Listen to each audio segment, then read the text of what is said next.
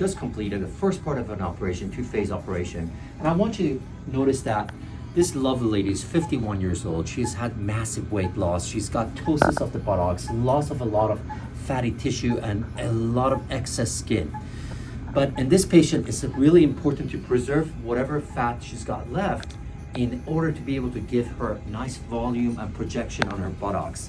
And what we do to be able to do that is do a butt lift, and the fat that is under the strip of skin that we took out, we're gonna tuck it in underneath this tissue in a pocket to create nice projection.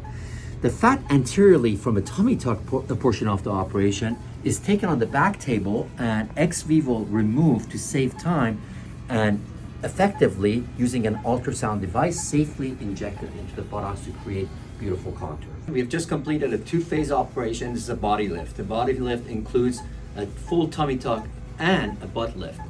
In her case, she's a post-bariatric patient. She's lost a lot of weight and she had a lot of butt ptosis and a huge amount of abdominal diastasis and excess skin.